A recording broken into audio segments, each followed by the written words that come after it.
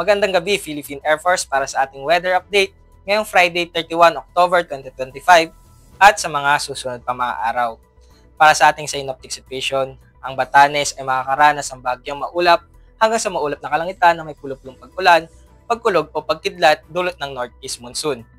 Para naman dito sa Cagayan ay makakaranas ng maulap na kalangitan na may kalat-kalat na pag-ulan, pagkulog o pagkidlat dulot ng shear line. At para naman dito sa Visayas, Mindanao, Bicol Region, at nalalabing bahagi ng Mimaropa ay makakaranas ng bahagyang maulap hanggang sa maulap na kalangitan na may pulupulong pag-ulan, pagkulog o pagkidlat. Samantala, ang binabantayan nating low pressure area sa labas ng Philippine Area of Responsibility ay huling namataan ng 1,595 km east-northeastern Mindanao. Ito ay may medium chance na maging isang ganap na bagyo sa susunod na 24 oras.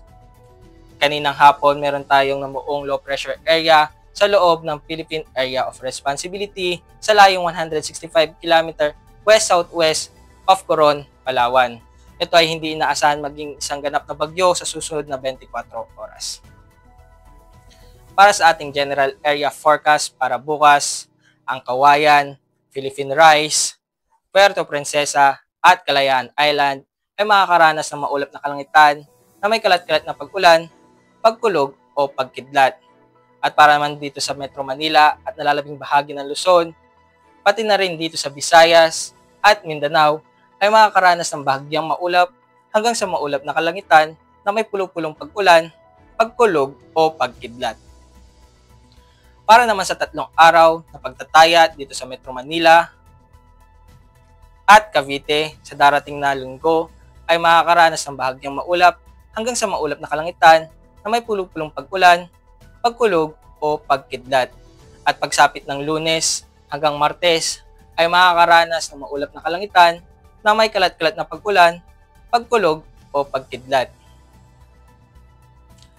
At para naman dito sa Angeles, sa darating na linggo at Martes ay makakaranas ng bahagyang maulap hanggang sa maulap na kalangitan na may pulupulong pag-ulan, pagkulog o pagkidlat. At pagsapit ng Lunes ay makakaranas ng maulap na kalangitan na may kalat-kalat na pag-ulan, pagkulog o pagkidlat. Para naman dito sa Lipa, sa darating na linggo, ay makakaranas ng bahagyang maulap hanggang sa maulap na kalangitan na may pulupulong pag-ulan, pagkulog o pagkidlat. At pagsapit ng Lunes hanggang Martes ay makakaranas ng maulap na kalangitan na may kalat-kalat na pag-ulan, pagkulog o pagkidlat. Para naman dito sa Puerto Princesa at Kalayaan Island sa darating na linggo at Martes ay makakaranas ng maulap na kalangitan na may kalat-kalat na pag-ulan, pagkulog o pagkidlat. At para naman dito sa Lunes ay makakaranas ng bahagyang maulap hanggang sa maulap na kalangitan na may pulupulong pag-ulan, pagkulog o pagkidlat. Para naman dito sa Lapu-Lapu, sa darating na linggo ay makakaranas ng bahagyang maulap hanggang sa maulap na kalangitan na may pulupulong pag-ulan, pagkulog o pagkidlat. At pagsapit ng Lunes hanggang Martes ay makakaranas ng maulap na kalangitan na may kalat-kalat na pag-ulan, pagkulog o pagkidlat. At para naman dito sa Zamboanga, magmula linggo hanggang Lunes ay makakaranas ng bahagyang maulap hanggang sa maulap na kalangitan na may pulupulong pag-ulan, pagkulog o pagkidlat. At pagsapit ng Martes ay makakaranas ng maulap na kalangitan na may kalat-kalat na pag-ulan, pagkulog o pagkidlat. At para naman dito sa Davao, sa darating na linggo ay makakaranas ng bahagyang maulap hanggang sa maulap na kalangitan na may pulupulong pag-ulan, pagkulog o pagkidlat.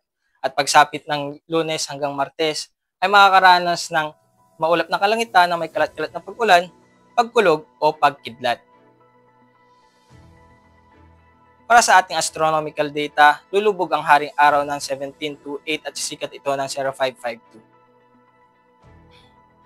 For our moon illumination, we have 78% increasing. Para maging updated sa lagay at taya ng panahon, i-follow lamang ang Air Force Weather Center sa aming mga social media accounts. At yun lamang po ang weather update ngayong gabi. Sa ngalan ng aming commanding officer na si Colonel Alvin John Cugador, PAF GSC, ako po si Airman James Patrick Sicases, ang weather forecaster ng Air Force Weather Center. Muli, magandang gabi, Philippine Air Force.